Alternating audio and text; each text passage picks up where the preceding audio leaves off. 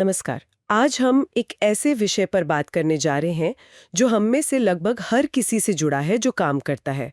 ये है व्यावसायिक स्वास्थ्य, जी। यानी काम की जगह पर हमारी सेहत। सुनने में शायद थोड़ा भारी लगे, पर ये बेहद जरूरी है। बिल्कुल। हमारे पास इस विषय पर कुछ जानकारी और दस्तावेज हैं और हमारा मकसद है इनसे मुख्य बातें निकालना।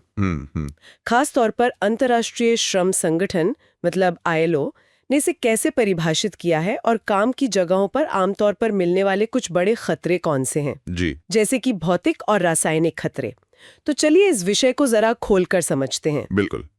और इसकी शुरुआत करने के लिए शायद 1950 में चलना सही रहेगा। 1950? हाँ, जब अंतर्राष्ट्रीय श्रम संगठन ने व्यावसायिक स्वास्थ्य की एक बहुत अहम परिभाषा दी थी। और ये जानना जरूरी है कि ये परिभाषा सिर्फ मतलब चोट लगने या बीमार पड़ने से बचने तक ही सीमित नहीं है। अच्छा। हाँ, इसका दायरा कहीं ज्यादा बड़ा है। दिलचस्प। तो क्या थी वो 1950 की परिभाषा? ILO ने असल में कहा क्या था? परिभाषा कहती है व्यावसायिक स्वास्थ्य सभी व्यवसायों में श्रमिकों के शारीरिक, मानसिक और सामाजिक कल्याण के उच्चतम स्तर का संवर्धन और रखरखाव है। शारीरिक, मानसिक और सामाजिक, तीनों? जी हाँ, यही सबसे खास बात है। शारीरिक, मानसिक और सामाजिक, ये सिर्फ बीमारी का ना होना नहीं है, बल्कि पूरी तरह से स्वस्थ और अच्छा महसूस करना है, काम पर भी और काम के कारण भी। समझ गए। मतलब ये सिर्फ शरीर की बात नहीं, दिमागी सुकून और हमारे आसपास का माहौल, हमारे सहकर्मियों के साथ हमारे संबंध, ये सब इसमें शामिल है। बिल्कुल, एक पूरी तस्वीर है ये। तो फिर वो कौन सी चीजें हैं जो इस कल्याण के लिए खतरा बन सकती हैं? हमारे स्रोत इन खतरों के बारे में क्या बताते हैं? हाँ, देखिए, स्रोत इन खतरों को मोटे तौर पर 2 श्रेणियों में बांटता है। 2 श्रेणियां? जी। पहली श्रेणी है भौतिक खतरे यानी फिजिकल हजार्ड्स। ये हमारे आसपास के माहौल से जुड़े हैं। ठीक है। और दूसरी है रासायनिक खतरे यानी केमिकल हैजर्ड्स। ये अलग अलग रसायनों के संपर्क में आने से होते हैं। और दोनों ही तरह के खतरे काम करने वालों की सेहत पर बुरा असर डाल सकते हैं, जाहिर है। ठीक है, तो पहले भौतिक खतरों पर ध्यान देते हैं। स्रोत में शायद सबसे पहले गर्मी का जिक्र है। हाँ बिल्कुल, बहुत ज्यादा गर्म माहौल में काम करना खतरनाक हो सकता है। स्रोत बताता है कि इससे हाइपर पायरेक्सिया हो सकता है। हाइपर पायरेक्सिया, ये मतलब शरीर का तापमान खतरनाक स्तर तक बढ़ जाना, जिसे हम आम भाषा में तेज बुखार कह सकते हैं। अच्छा।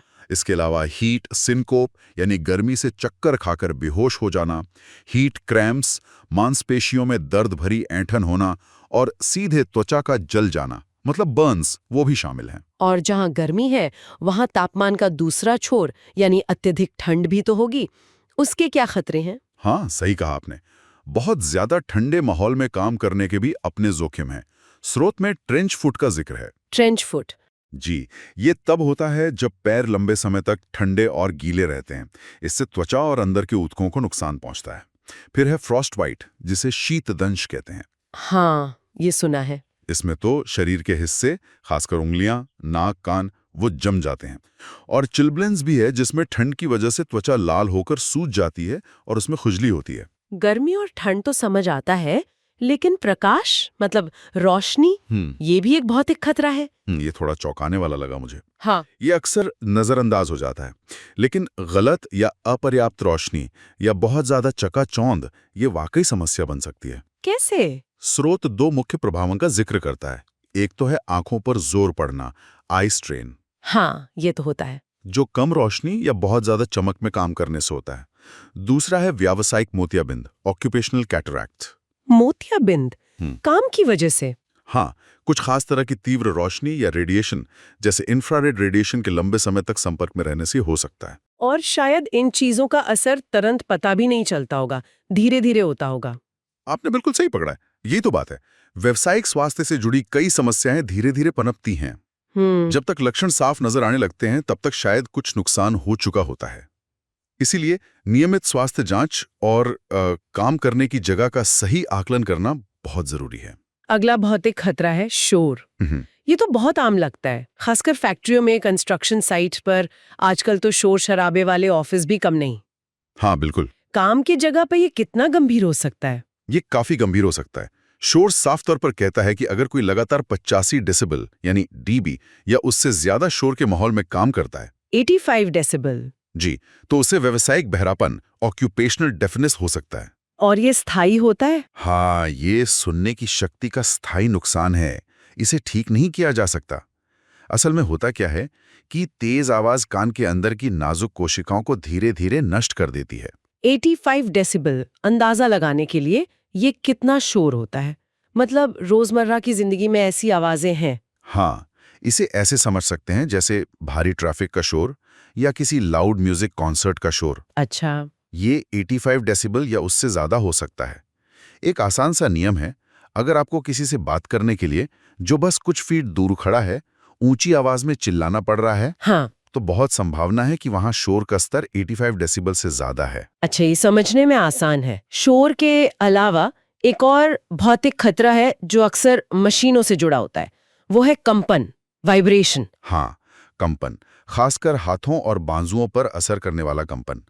ये उन लोगों के लिए एक बड़ा खतरा है जो हाथ से चलने वाले वाइब्रेटिंग टूल्स इस्तेमाल करते हैं, जैसे drill machine, jack hammer, grinder वगैरह। स्रोत एक खास असर का जिक्र करता है, उंगलियों में 10 से 500 हर्ट्ज HZ की रेंज में कंपन। 10 से 500 हर्ट्ज? जी, मतलब ऐसी तेज थरथराहट जो आप महसूस कर सकते हैं। लंबे समय तक इसके संपर्क में रहने से उंगलियों का सफेद पड़ना, व्हाइटनिंग ऑफ फिंगर्स, हो सकता है। उंगलियों का सफेद पड़ना? हाँ, इसे हैंड आर्म वाइब्रेशन सिंड्रोम भी कहते हैं। ये असल में उंगलियों की खून की नलियों को नुकसान पहुंचने की वजह से होता है। 10 से 500 हर्ट्ज, ये इतनी खास रेंज बताने का मतलब है कि हमें पता है कि किस तरह के कंपन से ज्यादा खतरा है। बिल्कुल, ये जानकारी जोखिम का आकलन करने और बचाव के उपाय डिजाइन करने में मदद करती है, जैसे सही दस्ताने पहनना या काम के बीच में ब्रेक लेना। अब आते हैं रेडिएशन पर, यानी विकिरण। स्रोत में 2 तरह के विकिरण का जिक्र है, पराबैंगनी और आयनीकरण। पहले पराबैंगनी, अल्ट्रावायलेट या यूवी की बात करते हैं। यूवी रेडिएशन का एक बहुत आम उदाहरण स्रोत में दिया गया है, वेल्डिंग। वेल्डिंग, हाँ। वेल्डिंग के दौरान जो तेज चमकदार रोशनी निकलती है, उसमें काफी मात्रा में यूवी रेडिएशन होता है। अगर आंखों को सही सुरक्षा न दी जाए तो ये सीधे आंख की बाहरी परत यानी कॉर्निया को जला सकती है। ओह। इससे कंजंक्टिवाइटिस, जिसे आंख आना कहते हैं, और केराटाइटिस यानी कॉर्निया की सूजन हो सकता है।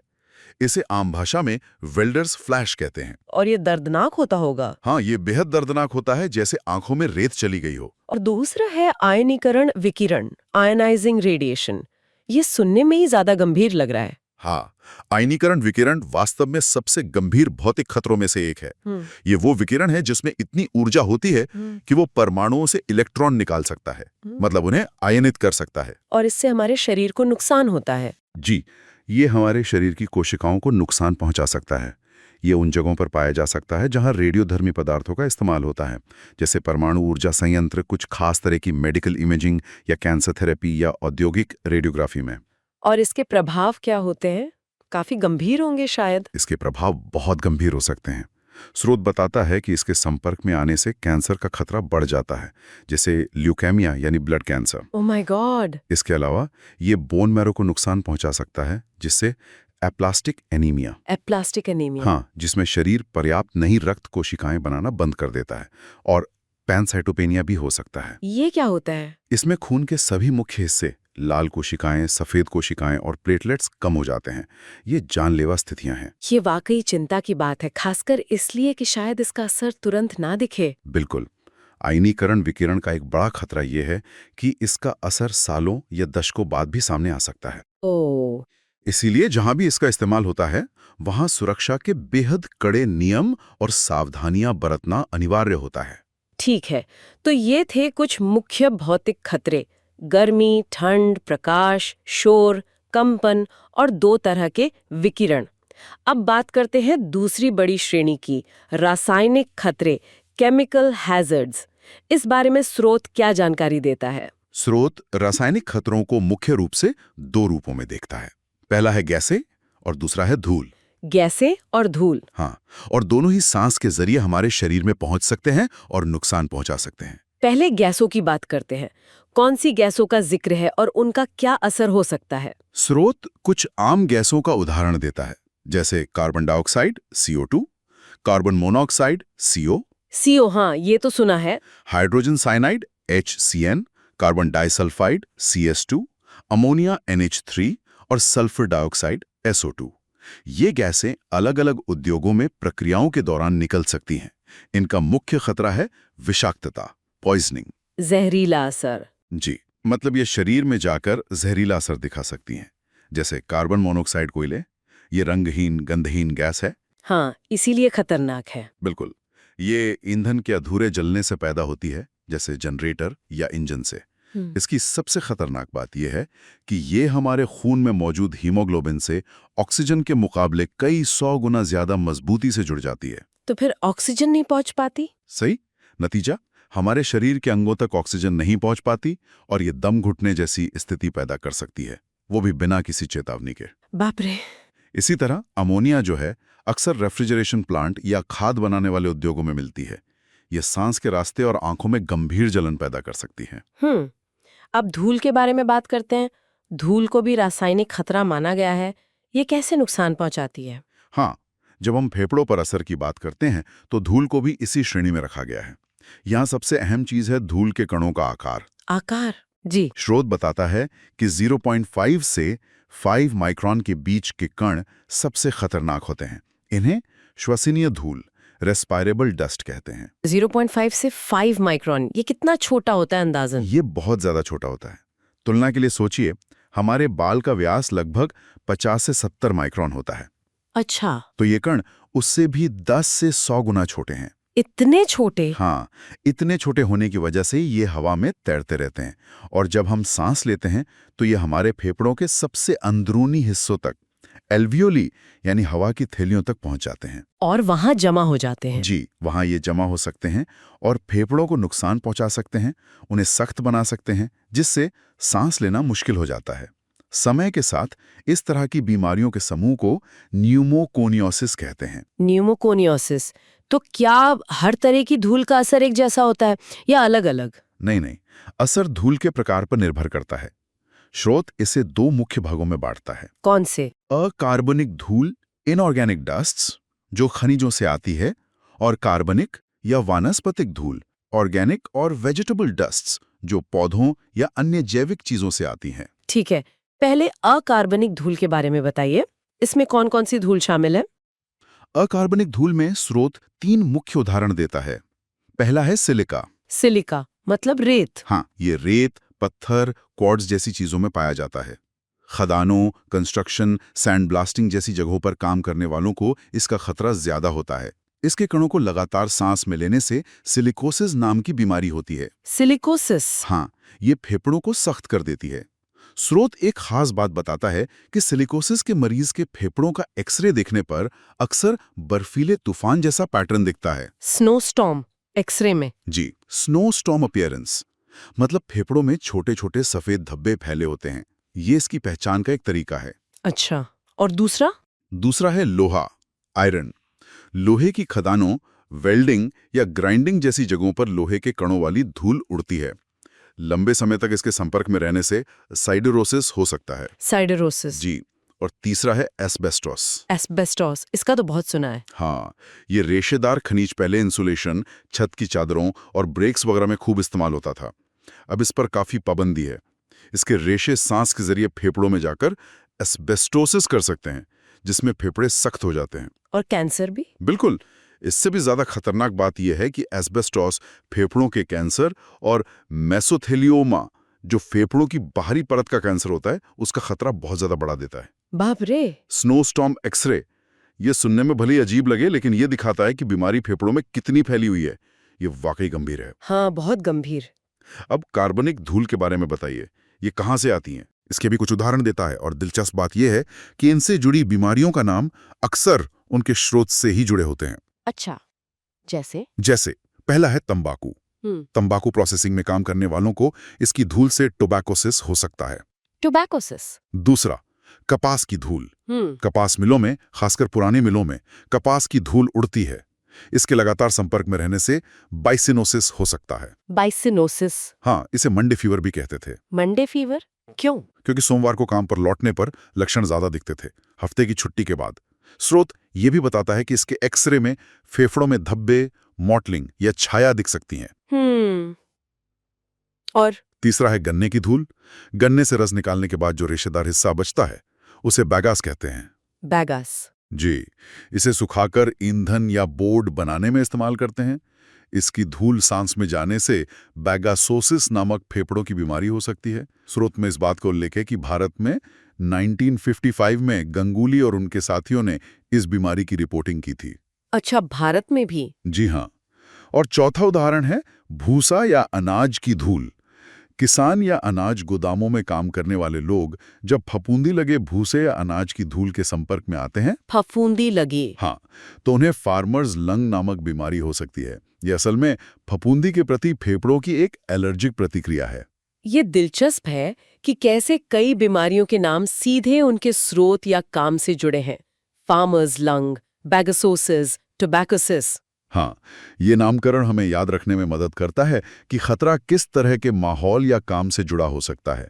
ये दिखाता है कि हर व्यवसाय के अपने खास स्वास्थ्य जोखिम हो सकते हैं जिन पर ध्यान देना जरूरी है। तो हमने आज व्यावसायिक स्वास्थ्य की ILO परिभाषा से शुरुआत की, जो सिर्फ शारीरिक नहीं बल्कि मानसिक और सामाजिक कल्याण पर भी जोर देती है। जी, बिल्कुल। फिर हमने काम की जगहों पर मौजूद कई तरह के खतरों को समझा।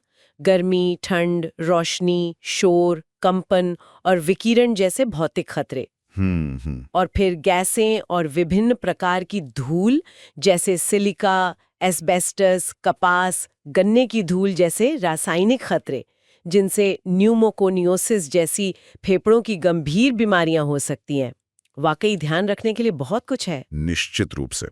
और इन खास खतरों और उनके शरीर पर पड़ने वाले प्रभावों को समझना ही ILO की उस व्यापक परिभाषा के लक्ष्य को पाने की दिशा में पहला कदम है। कौन सा लक्ष्य? यानी सभी काम करने वालों के लिए शारीरिक, मानसिक और सामाजिक कल्याण का उच्चतम संभव स्तर सुनिश्चित करना। यह सिर्फ नियम कानूनों का पालन करने की बात नहीं है। नहीं, ये सीधे सीधे लोगों की सेहत, उनकी सुरक्षा और उनके जीवन की गुणवत्ता से जुड़ा मामला है। हर किसी का अधिकार है कि उसका कार्यस्थल सुरक्षित और स्वस्थ हो। बिल्कुल सही कहा। जानकारी होना ही बचाव की तरफ पहला कदम है, और ये समझना कि ये खतरे मौजूद हैं हमें सतर्क रहने में मदद करता है। और ये भी ध्यान रखना जरूरी है कि आज हमने जिन खतरों की बात की, ये कोई पूरी सूची नहीं है। अच्छा? हाँ, व्यावसायिक स्वास्थ्य का क्षेत्र लगातार विकसित हो रहा है।